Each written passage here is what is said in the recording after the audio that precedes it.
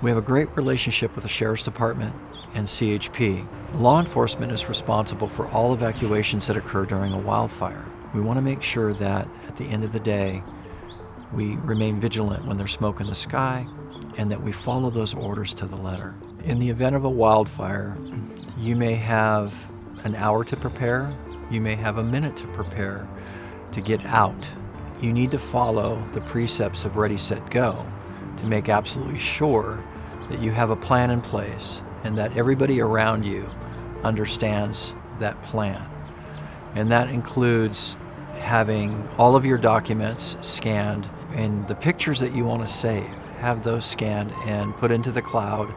or put onto a thumb drive so that you can take that with you at a moment's notice. And that those things that need to go with you when you only have a minute are the clothing and your go bag and the things that we have talked about before in preparation for having to evacuate and being self-sustaining for up to 72 hours. The fire devastation in Los Angeles is not anything that we haven't experienced before and could experience again. The message today is about making absolutely sure that you're prepared in every way that you can be, starting with your home, starting with your vegetation management, making sure that you have a plan to escape when you have an hour or if you have a minute, making sure that you have everything in place and trusting that the Valley Center Fire Protection District, the Sheriff's Department, CHP, and our Valley Center Municipal Water District are there standing at the ready to serve and protect the community in the best way that we can. These firestorms are historic and categorically we're unable to, at times,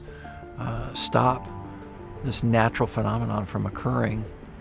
But when it occurs, we have to do our best to make absolutely sure that we're prepared to get out of its way while firefighters and aerial assets and others get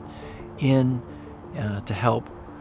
extinguish the fire, shape the fire, or hold the fire to 10 acres or less. We have difficulty doing this when the winds are 100 miles an hour or 80 miles an hour. We have difficulty doing this when house after house after house it becomes ignited, especially at night when the aerial assets can't help us support and stop the forward rate of spread of fire in the community. So we rely on our firefighters, the boots on the ground, to do their best work, and the fire crews to do their best work at night. All of that being said, we really need to make sure that we take care of each other, and that when our neighbor doesn't have the ability to evacuate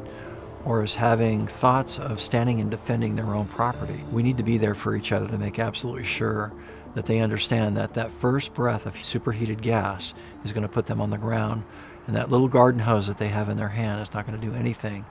to stop a firestorm that's coming at them.